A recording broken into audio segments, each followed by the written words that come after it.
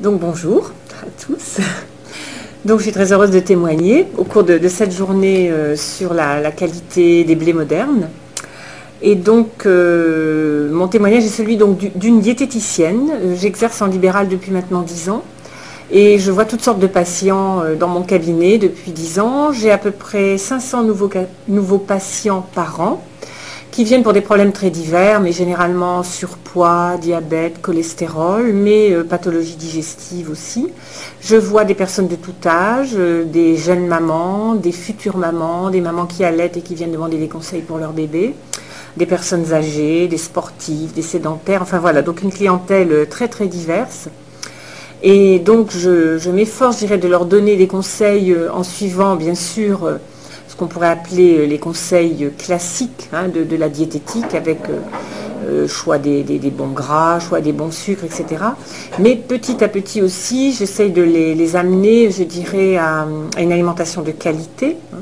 Et très très souvent et doucement, je les amène à changer par exemple leur pain, donc de quitter leur pain blanc pour du pain complet, du pain demi-complet, des pains de sel, etc.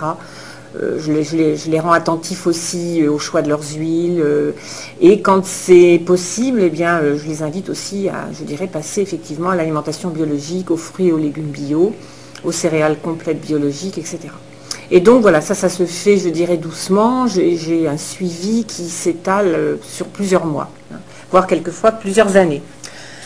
Donc ma formation, je dirais, classique, m'avait amené donc à tout ce qui était équilibre alimentaire, mais je me suis formée petit à petit, je me suis ouverte à d'autres choses et en particulier, je dirais que j'ai lu les livres du docteur Jean Seignalé et ça m'a ouvert vraiment les yeux sur encore une autre notion que je ne connaissais pas, c'est vraiment la qualité intrinsèque des aliments liée à ce qu'on pourrait appeler leur code génétique.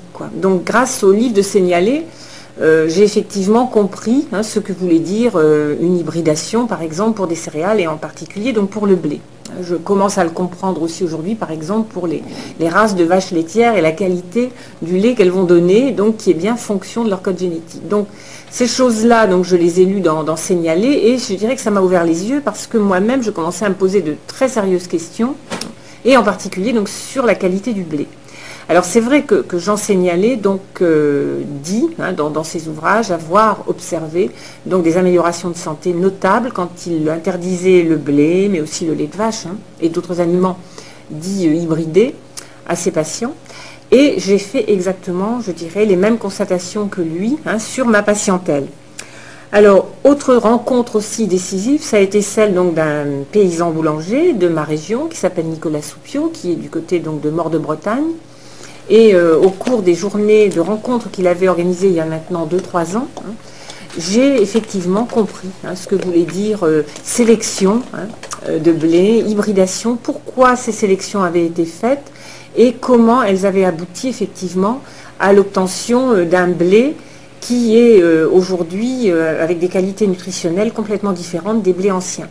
Donc entre autres, j'ai compris donc, que les blés modernes avaient souvent un son beaucoup plus irritant, beaucoup plus dur, qui irritait la barrière intestinale, que le gluten de ces blés modernes était plus allergisant, donc, et que des personnes qui n'avaient pas pour autant une intolérance au gluten ou une allergie au gluten pouvaient ne pas supporter du tout le gluten du blé. Donc ça, c'est ce que j'ai compris. Qu'est-ce que j'ai compris aussi grâce à Monsieur Soupio? Je regardais donc effectivement quelquefois, je crois que c'est à peu près tout ce que j'avais compris avec lui. Ce que j'ai compris, voilà, c'est que les modifications avaient été très rapides, contrairement à tout ce qui s'était passé, on va dire, depuis le début de l'agriculture, c'est-à-dire depuis nos ancêtres. Donc effectivement, les blés et les céréales n'ont cessé d'être sélectionnés pour aboutir donc à des variétés qu'on connaissait il y a encore une 50aine d'années. Mais ces modifications se faisaient très lentement, c'est-à-dire qu'elles concernaient quelquefois plusieurs générations. Alors que les dernières modifications auxquelles on est confronté aujourd'hui se sont faites très très vite. Et là encore, on rejoint donc ce que dit M. Seignalé, c'est que l'homme n'a pas réussi, je dirais, à s'adapter à ces nouvelles variétés et que son système digestif n'était pas prêt à digérer ces nouveaux blés. Donc en particulier, donc, nous n'aurions pas un système enzymatique aujourd'hui capable de digérer les protéines de blé modernes. Donc ça, c'est une première chose. La deuxième chose qu'explique toujours Jean Seignalé, c'est que nos intestins sont extrêmement malmenés ces temps derniers.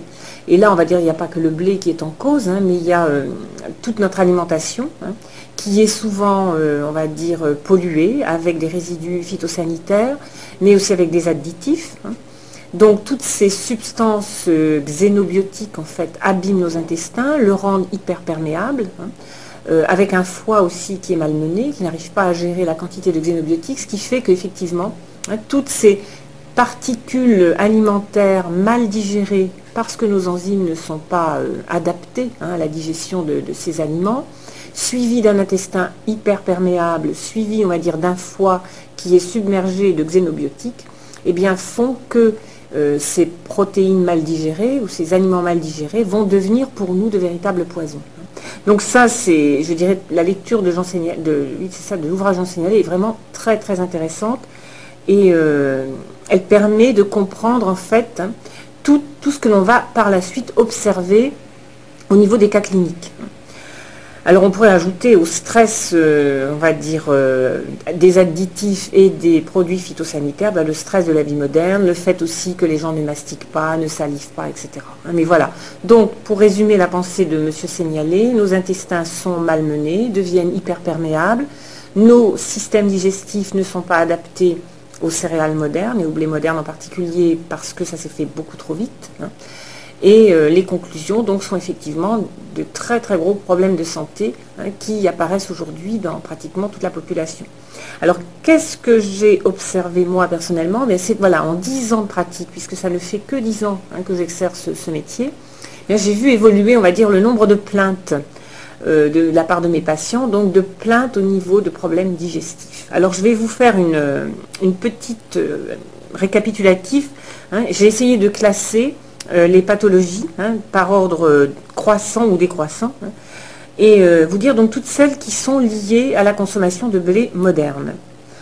Donc la plupart, hein, du temps, on va dire 75% des cas à peu près, il y a des brûlures d'estomac, des remontées acides, des reflux gastriques qui sont souvent diagnostiqués comme des hernies hiatales.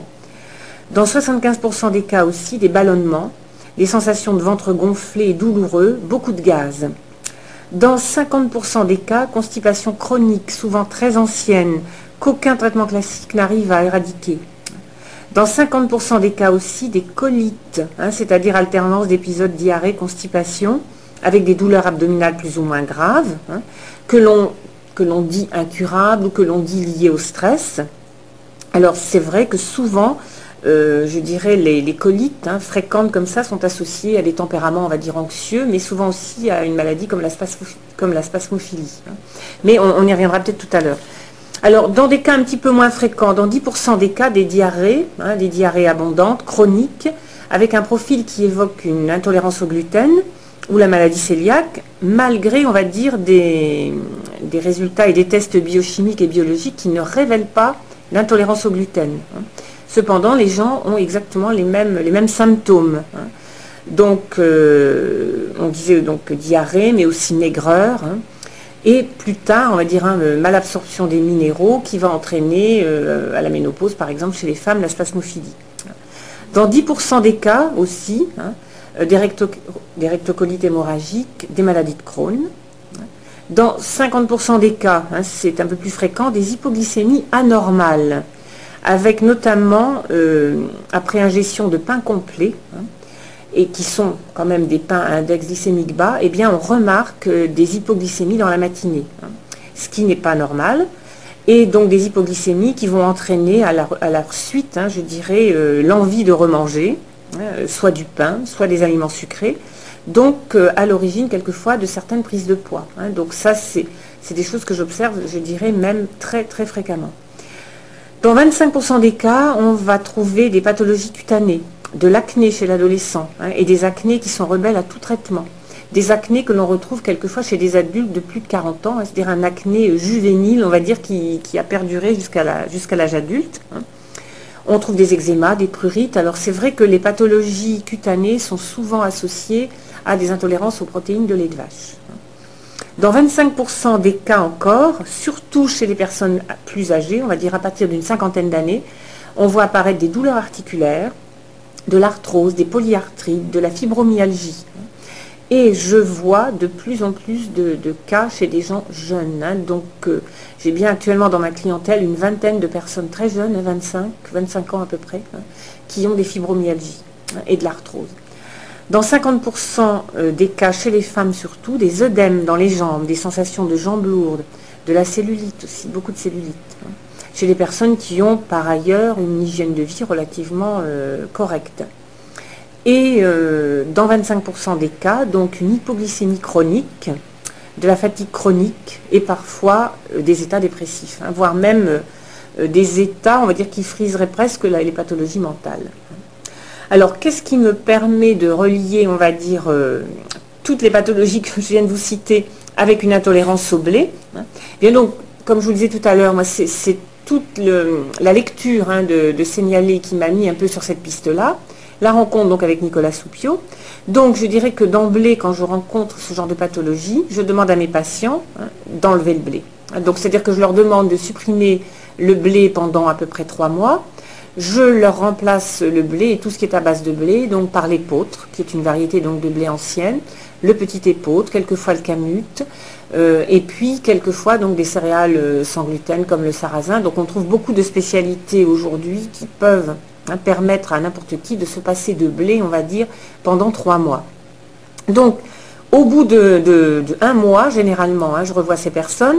Alors, selon les cas, selon les pathologies, selon le profil de la personne, j'associe souvent l'éviction du blé avec l'éviction des produits laitiers de vache. Bien souvent, je leur laisse un produit laitier, on va dire, de chèvre ou de brebis par jour.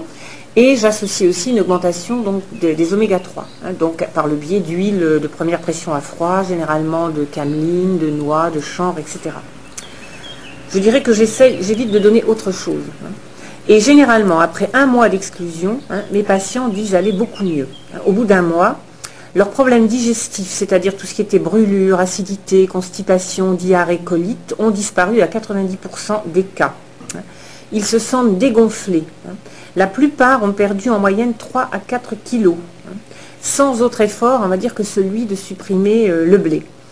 Et souvent, donc, ils disent aussi ne plus avoir ni de coup de pompe, ni de fringale. Alors ça, c'est flagrant. Donc même des gens qui étaient au pain complet au départ, le fait de passer avec un pain de seigle, par exemple, ou d'épeautre complet, fait que tous les problèmes d'hypoglycémie disparaissent. Ils se sentent en meilleure forme, ils sont moins fatigués.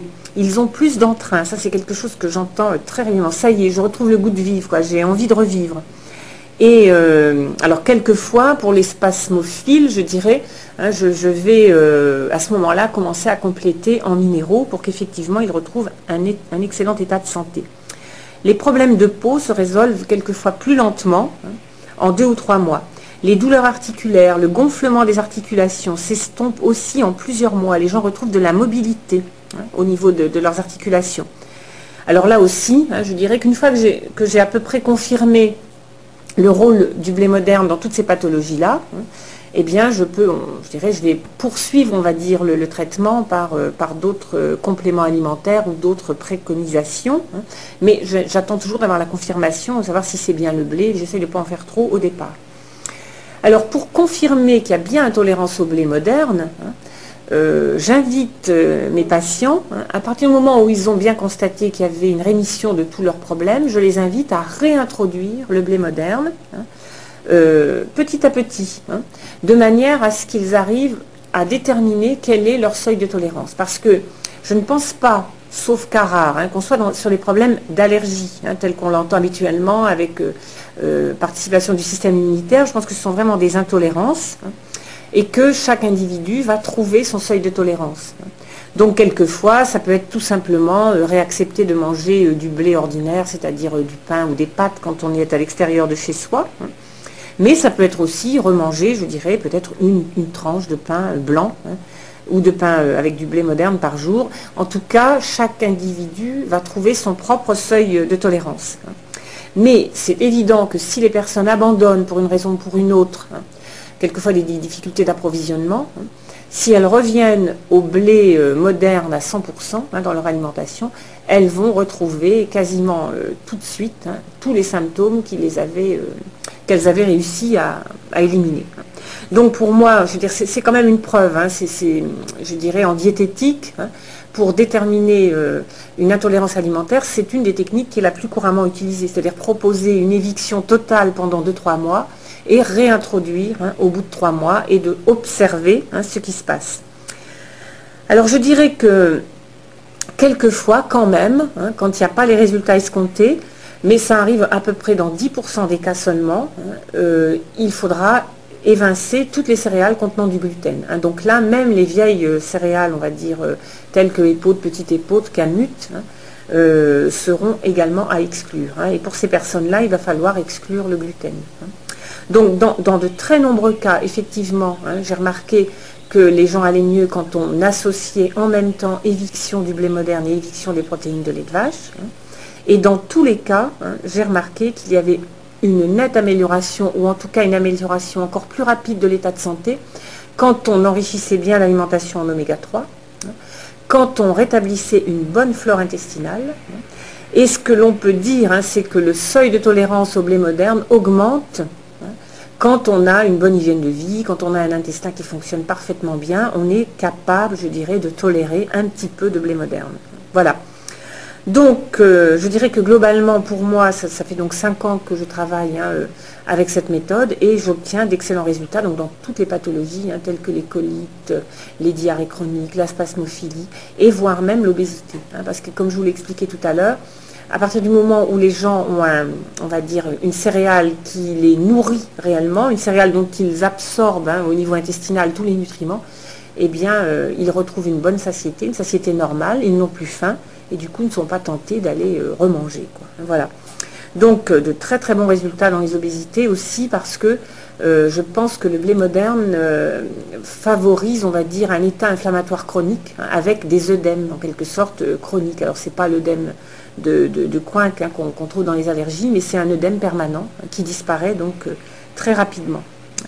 Alors qu'est-ce que j'ai remarqué aussi qui pourrait être intéressant, hein, c'est que dans les rectocolites hémorragiques, eh bien, j'ai associé l'éviction du blé moderne avec les pommes de terre, mais je pense qu'on pourrait dire peut-être aussi les pommes de terre modernes. Parce que je pense que il n'y a pas que le blé hein, qui a subi, on va dire, hein, ces modifications génétiques rapidement. Hein. Bien d'autres céréales les ont aussi subies. Et même, bon, donc je suis en Bretagne, beaucoup de personnes aujourd'hui signalent une intolérance au sarrasin, hein, mais le sarrasin, je dirais, a été modifié également. Hein, une intolérance à certains fruits et légumes modernes, comme par exemple la tomate. Hein, donc on va dire pratiquement tous les aliments courants hein, qui ont été fortement sélectionnés ces dernières années, voire hybridés, voire ogénisés. Hein, eh bien on peut tenir le même discours hein, et on observe une augmentation du risque d'allergicité ou d'intolérance. Hein. Voilà, donc je trouve que c'est, enfin pour moi, je trouve que c'est quelque part un peu révoltant, hein, puisque je conseille, je dirais, des aliments de bonne qualité. Je demande à mes patients de faire très attention à leur équilibre alimentaire, et je dirais que quelque part, même avec des aliments de choix, même avec un équilibre respecté, on n'est pas certain aujourd'hui d'être en bonne santé. Hein. Et c'est ce qui me révolte, parce que je me pose beaucoup de questions aussi quant à l'avenir. Hein. Qu'allons-nous manger demain si la plupart de nos aliments, je veux dire, subissent de telles transformations auxquelles nous ne sommes ni préparés ni adaptés. Hein. Donc voilà, c'est un petit peu mon interrogation. Et j'espère qu'il y aura des réponses rapides hein, pour, on va dire, pour les générations à venir, que nous ayons tous un pain quotidien, je dirais de coût modique, parce que je pense que faire du très bon pain ne devrait pas coûter si cher, devrait être, tout un chacun devrait être capable d'avoir un bon pain chaque jour chez lui, pour en faire effectivement un des piliers de l'alimentation. Hein. Et ben, je soutiens du fond du cœur, évidemment, tous ceux qui travaillent dans ce sens-là et qui remettent au point les variétés anciennes, des variétés parfaitement adaptées, je dirais, à nos capacités digestives et qui répondent parfaitement aussi à tous nos besoins nutritionnels. Voilà. Merci.